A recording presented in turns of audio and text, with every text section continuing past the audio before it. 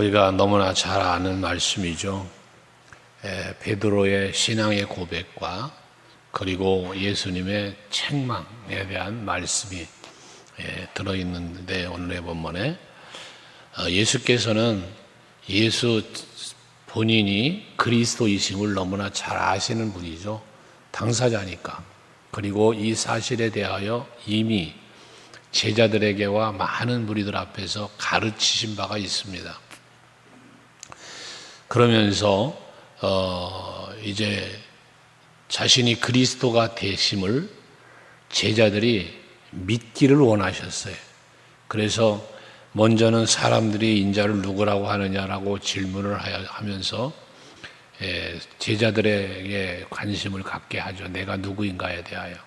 그래서 사람들의 이야기를 말합니다. 더러는 어떤 사람은 다양하게 이야기했다는 거예요. 그래서 그 부분에 대해서 이제 14절에 세례 요한이다, 엘리야다, 에레미야나 선지자 중에 하나다, 사람들이 그렇게 말한다는 거거든요. 사람들이 무엇라 말하든 상관없이 예수님은 그럼 너희는 나를 누구라고 생각하느냐라며 제자들에게 묻잖아요. 오늘 이 아침에도 예수께서는 여러분들에게 묻습니다. 너는 나를 누구라고 생각하느냐?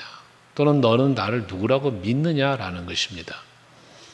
사람들이 누구라고 말하는 것, 심지어 성경에 이 말씀을 기록한 사도들이나 선지자들이 무엇라 말하든 너는 나를 누구라고 생각하느냐? 너는 나를 누구라고 믿느냐라는 것입니다. 핵심입니다. 여러분에게 간혹 그런 말씀을 드렸지만 우리들의 신앙생활은 주관성이 있어야 합니다. 물론 예수를 중심으로 한 하나 되어짐이라고 하는 객관성도 있어야 되겠습니다만, 그러나 철저한 것은 하나님과 나와의 개인적 관계 속에서 신앙이 이루어져야 한다는 것이거든요. 그럼 머리 대신 예수, 지체가 된 몸이 된 교회와 성도를 말할 때 나는 어떠한 존재냐는 거예요. 나는 어떤 지체며 나는 예수와 어떤 관계 속에 있느냐라고 하는 부분, 이거는 우리들의 신앙 생활 속에서 매우 소중한 것이고 중요한 것이란 말이죠. 그러니까 예수께서 너희는 나를 누구라고 하느냐, 사람들이 뭐라 하든 관계없이 너희는 나를 누구라고 생각하느냐는 질문이거든요. 여기서 말하는 베드로가 무엇라고 고백을 했던, 다른 사람들이 뭐라고 얘기했던, 지금 예배하는 여러분들은 예수님을 누구라고 생각하느냐는 거거든요. 여기에 대한 확실한 답이 여러분에게 있어야 되는데, 이 질문에 베드로가 대답을 했죠. 유명한 대답 아닙니까? 주는 그리스도시요 살아계신 하나님의 아들입니다. 여기 주는 그리스도시라고 하는 이 고백은 메시아입니다. 당신이 바로 메시아입니다. 우리의 구원자이십니다. 라고 하는 말씀, 이 고백, 신앙의 고백이잖아요. 그러니까 예수님은 자신이 메시아이심을, 자신이 그리스도이심을 계속해서 말씀하셨고, 비유로도 말씀하셨고, 표징으로도 보여주셨고, 그렇게 나타내 보여주셨는데, 아직까지 제자들이 그 사실에 대해서 믿지 못하고 있는 저런 모습들을 계속 지켜보시는 예수님의 마음은 답답했겠죠. 그런데 베드로의 이와 같은 대답은 예수님의 마음을 흡족하게 했어요. 흡족하게. 왜? 나를 그리스도로 알아주니까, 나를 그리스도라고 믿으니까 얼마나 그 마음이 기뻤던지. 17절에 시몬아 네가 복되다. 이를 내게 알게 하니는 혈육이 아니요 하늘에 계신 내 아버지시다. 라면서 이게 네가 지금 내가 그리스도를 고백했는데 이 고백은 네 스스로의 고백이 아니라 하늘에 계신 하나님이 너로 하여금 고백할 수 있도록 알게 해주셨다라는 거잖아요. 제가 여러분에게 간혹 그런 말 했죠. 예수는 아무나 믿는 게 아니라고. 구원은 아무나 받는 게 아니다 말이죠. 하나님의 특별한 은총을 입은, 태감을 받은 자들에게만 주어지는 하나님의 은혜거든요. 그래서 우리가 이와 같은 하나님의 귀한 은혜를 입지 않고는 성령으로 말미암아 깨닫게 하시고 성령으로 말미암아 믿을 수 있게 하시는 것, 여기 베드로의 신앙의 이 고백도 마찬가지죠. 예수님의 말씀이 그 말씀이에요. 너로 하여금 내가 그리스도임을 알게 하시고 고백하게 하시니가 하나님이시다는 거예요. 이게 여러분도 마찬가지입니다. 여러분이 예수를 믿을 수 있는 것, 이 아침에 주님 앞에 나와 예배할 수 있는 것, 예수를 나의 구주라고 고백할 수 있는 것, 기도할 수 있는 것, 이 모든 것이 다 하나님의 은혜임을 우리는 알아야 한다는 거예요. 그래서 이처럼 신앙의 아름다운 고백을 할 수 있는 그런 믿음을 가질 수 있도록 해주시는 하나님의 은혜를 베드로는 받았다는 것이거든요. 그러시면서 한 발짝 더 나가셔서 하시는 말씀이 18절에 너는 베드로다. 이 베드로라는 말은 반석이다라는 의미를 갖고 있다고 했잖아요. 반석, 큰 바위. 이 바위를 뭐로 표현했냐? 믿음으로 표현했어요. 그래서 그 베드로가 저는 그리스도시요 살아계신 하나님의 아들입니다라는 고백을 한 그 믿음, 그 신앙, 이거를 반석으로 표현을 해주시면서 그 반석 위에 내가 교회를 세우신다라는 말씀을 해요. 이 18절의 말씀에서 예수님께서 친히 말씀하신 교회라는 단어가 처음 나오는 거예요. 이게 베드로의 그 믿음의 고백 위에 교회를 세운다는 말씀이거든요. 그러면 이 교회는 결과적으로 누가 세우는 거냐? 믿음을 주신 하나님이 그 믿음을 주시고 믿음을 갖게 하신 그 믿음 위에 교회를 세워간다는 이야기거든요. 이 교회는 결과적으로 예수 그리스도를 이 복음 위에 복음을 세워가는 거예요. 새 생명의 역사를 세워가는 게 교회거든요. 이렇게 교회를 세우는데 음부의 권세가 이기지 못하리라 라고 말씀을 합니다. 음부의 권세, 이거는 결국 악의 권세죠. 교회를 하나님께서 그 믿음의 반석 위에 세우시는 이 교회는 음부의 권세가 감히 무너뜨리지 못하도록, 해하지 못하도록 지켜주신다는 거예요. 그러니까 역사 속에서 교회는 어떻습니까? 무너지지 않았습니다. 수많은 핍박과 정말 많은 순교자들이 나왔어도 뭐 교회가 불살라지고 무너지고 별일이 다 벌어졌어도 지금 교회는 무너지지 않잖아요. 음부의 권세가 교회를 없앨 수가 없어요. 많은 순교자를 죽이면, 사도들을 죽이면 복음이 끝날 것 같았죠? 아니요. 초대교회의 그 복음의 열정을 갖고 있던 사도들을 죽여버리면 그만 교회가 무너질 것 같았겠죠? 그러나 그러지 않았잖아요. 우리나라만, 세계사가 그렇고 우리나라의 역사도 기독교사가 그렇지 않습니까? 일제시대 때, 대원군 시대 때부터 시작해서 일제시대를 거치며 6.25를 거치며 얼마나 많은 압제를 받고 교회가 핍박을 받았으며 불살라지고 많은 사람들이 죽었어요. 절두산 순교지에 가보면 얼마나 많은 피 흘림이 있습니까? 하지만 교회는 오히려 부흥을 했어요. 예루살렘과 사마리아와 땅끝까지 이르러서 이 예수의 증인된 삶을 살아가는 복음의 물결은 멈추어지지 않는다는 거예요. 왜? 예수께서 세우신 교회예요. 이 교회는 예수의 권세의 앞에 있기 때문에, 위에 있기 때문에 무너질 수가 없다는 것이거든요. 그래서 최근에도 우리가 코로나를 겪으면서 얼마나 교회의 위기를 느꼈습니까? 많은 교회들이 무너졌어요. 많은 교회들이 어려움을 겪었어요. 그렇다고 교회가 없어지나요? 그러지 않잖아요. 오히려 그 고난을 통하여 더 믿음이 건교해지고 더 하나님을 찾고 의지하는 원동력이 되었죠. 그래서 이게 바로 왜 그러느냐? 하나님께서, 예수께서 세우신 교회예요. 그것은 예수의 이름의 권세를 가지고 있는 교회이기 때문에 음부의 권세가 감히 해할 수 없다는 것입니다. 그러면서 19절에 천국 열쇠를 너에게 준다 라는 말씀을 해요. 열쇠는 열고 닫는 일을 해요. 열 수도 있고 닫을 수도 있어요. 열쇠를 가지고. 그런데 이 천국 열쇠를 베드로에게 준다는 거예요. 이 열쇠는 결국 무슨 열쇠입니까? 이게 믿음의 열쇠예요. 그래서 하나님의 나라는 믿음으로 갈 수 있는 나라이고요. 믿음이 없이는 갈 수 없는 나라가 천국인 거예요. 이 열쇠를 너에게 주는데 그 뒤에 말씀이 뭡니까? 네가 땅에서 무엇이든지 매면 하늘에서도 매일 거요. 네가 땅에서 무엇이든지 풀면 하늘에서도 풀리리라. 천국의 열쇠를 받은 베드로가 이 열쇠를 가지고 뭐 해야 된다는 얘기예요? 땅에서 풀어가는, 땅에서 열어가는 이러한 일을 해야 된다는 거예요.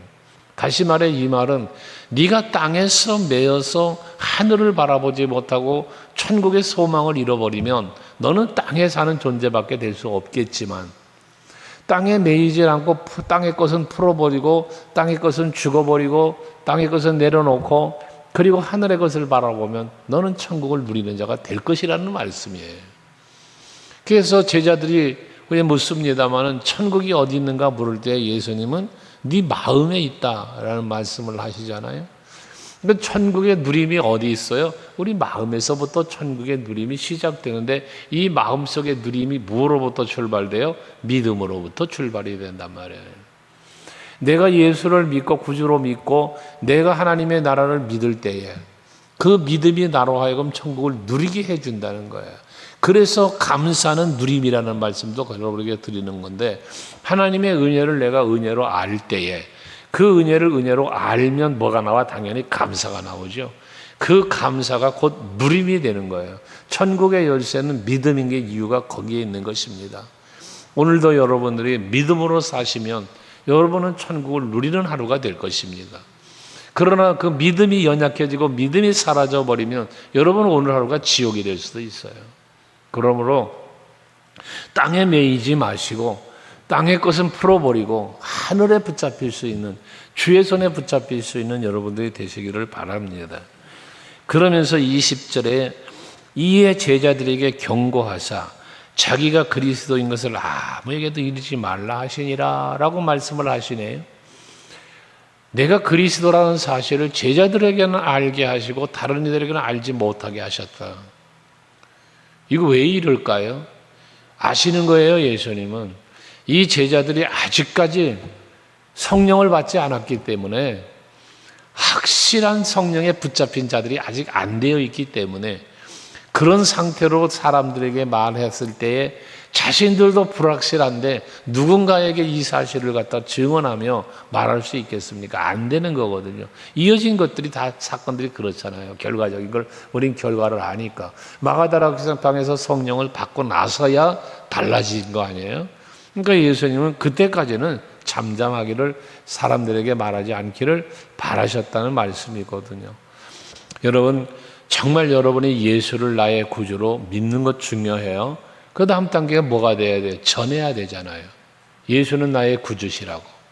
오직 예수를 믿는 것만이 천국 갈 수 있는 유일한 길이고 구원의 유일한 통로라는 사실을 이제 여러분이 전해야 되는데, 전하기 전에 뭐가 있어야 된다는 거예요? 내 자신에게 확신이 있어야 된다는 거예요. 어느 분이 전도 얘기를 여러분들에게 가끔 드렸었잖아요. 예수 믿으시라고. 그러면 이런 일이 있고 예수 믿음 복 받고 우리 교회에 아무개가 있는데 하며 전도를 했을 때 전도를 받는 사람이 그랬다는 거 아니에요. 그럼 당신은요? 라고 물었다는 거 아닙니까? 우리 교회 장로님은, 우리 교회 권사님은 예수 믿고 이런 복을 받았다고, 그러니 당신도 예수를 믿으라고 전도하니까, 그러면 당신은 무슨 복을 받았냐? 당신은 이라고 질문을 하니까 할 말이 없더라잖아요. 이런 거죠. 여러분, 내가 예수에 대한 확신이 있어야 돼요. 그래야 그 확신을 갖고 전할 수 있고, 뭐라 핍박을 받아도 조롱을 받아도 자신감 있게 그 믿음 지키며 갈 수 있는 거거든요. 그런데 성령 받지 못하니까, 확고한 믿음이 없으니까 예수님 십자가에 달려 죽는 순간에 제자들 다 예수님 버리고 도망쳤잖아요. 오늘 우리들이 그런 신앙이 되어서는 아니 되겠다는 것입니다. 확실한 신앙.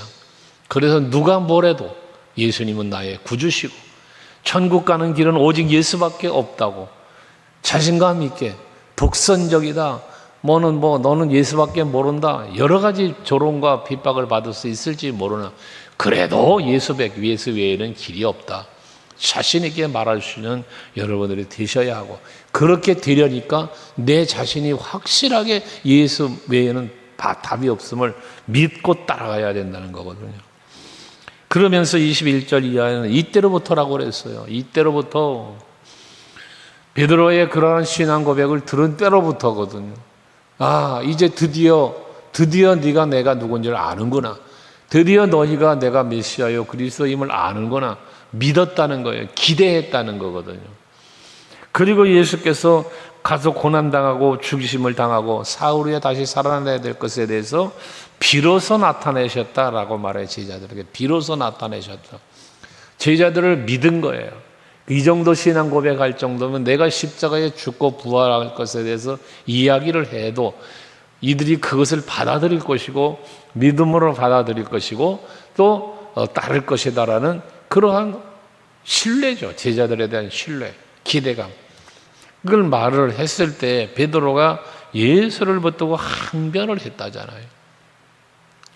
주여 그리하지 마옵소서. 죽지 말라는 거죠. 결코 죽게 미치지 이런 일이 일어나면 안 돼. 미치지 않을 것이라는 거예요. 이건 뭡니까? 베드로의 기대죠. 베드로는 예수님에게 죽는다니. 예수님이 죽는다니 뭔 소리입니까? 그런 일이 벌어지면 안 된다는 거죠. 그럼 자기의 꿈은 다 무너지는 거예요. 적어도 우리를 위하여 그리스도가 되려면 그리스도가 왜 죽어요? 우리를 붙잡고 사시고 이겨야지, 승리해야지, 살아야지. 죽는다니 말이 안 되는 거거든요. 베드로의 기대를 무너뜨리는 거예요. 그러나 어쩌습니까? 예수님은 십자가에 죽으셔야만 우리의 그리스도가 되시는 걸. 예수가 십자가에 죽으셔야 우리의 죄를 사하시고 우리가 다시 살아나는 역사가 일어나는 걸. 그게 그리스도이신 걸. 그게 그리스도의 사명이신 걸. 이걸 베드로는 몰랐던 거죠. 사람의 관점에서 바라본 예수를 바라봤다는 거예요. 인간의 생각으로 바라본 거예요. 그러니까 예수께서 그런 베드로에게 사탄아 뒤로 물러가라. 너는 나를 넘어지게 하는 자로다.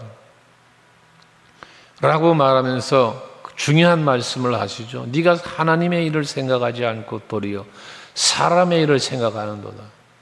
여기 하나님의 일과 사람의 일을 말하지 않습니까? 바로 이겁니다.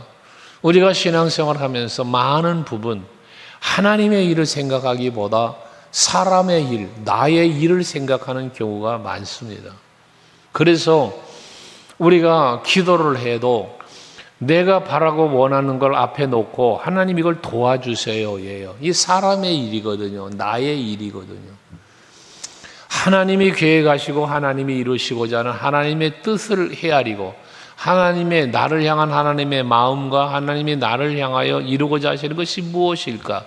내게 요구하심이 무엇일까를 헤아리면서 주여 주님의 뜻을 내가 헤아리길 원합니다.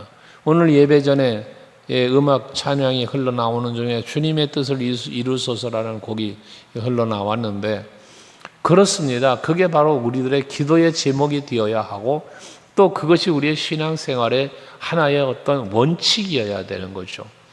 그런데 지금 베드로는 뭐예요? 하나님의 일을 생각하지 않고 사람의 일을 생각했다. 이 얘기는 예수님의 하실 일을 생각하지 않고 자기가 바라는 일이 되어지기를 원했다는 이야기인 것이죠.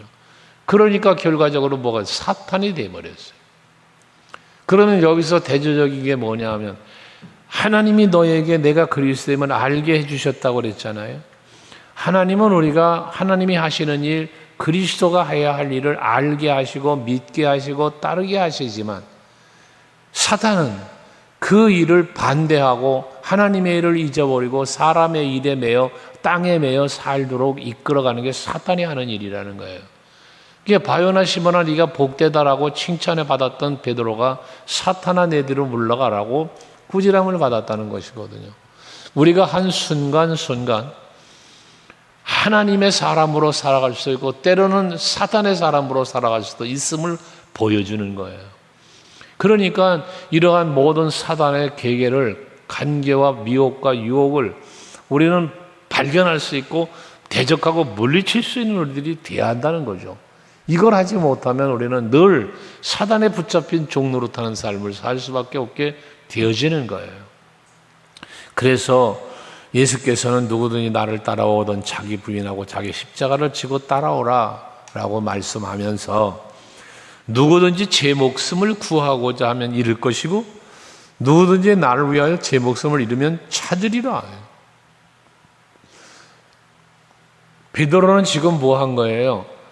그리스도를 통하여 내 목숨 살리려고 한 거예요.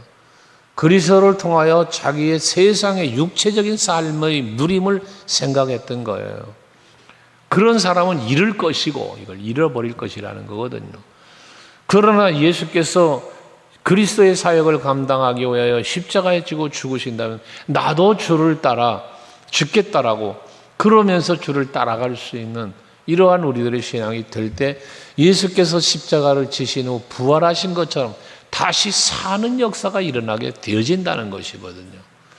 그러니까 죽으면 살고 살려고 하면 죽는다라고 하는 이게 역설적인 진리라는 것입니다. 여러분 철저하게 어제 저녁에도 잠시 말씀드렸던 것처럼 내 자아를 자꾸 죽여야 되는 거예요.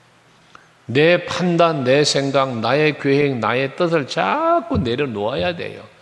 그리고 거기에다가 하나님의 뜻을, 하나님의 마음을 자꾸 채워가야 되는 거예요. 그래야 산자로 살 수 있고 그래야 하늘의 소망을 갖고 살 수 있다는 것입니다. 제자다운 제자, 예수를 나의 구주로 그리스도로 믿고 따르는 삶을 살게 되어지는 것이거든요. 그렇게 살 때에 27절 인자가 아버지의 영광으로 그 천사들과 함께 오리니 그때에 각 사람이 행한 대로 갚으리라. 반드시 예수께서 십자가의 죽음으로 끝이 아니라 부활하셨고 하늘로 올라가신 것처럼 반드시 오실 것이라는 말씀을 우리에게 주셨지 않았습니까? 우리는 이 사실을 믿고 있잖아요. 하기에 이 믿음 가지고 세상에 매이지 말고 사람에 매이지 말고 하나님의 나라의 소망을 갖고 오직 예수 바라보며 살아가는 여러분들이 되셔서 마지막 주님 오시는 그날에 그 영광을 바라보며 내 믿음 지키며 내가 지어야 할 십자가를 지고 살아왔던 그 모든 신앙생활의 삶의 행위가 행위에 따라 보응하시고 갚으시겠다는 말씀 안에서 여러분들에게 복이 되고 면류관이 될 수 있기를 주의 이름으로 축원합니다. 기도하겠습니다.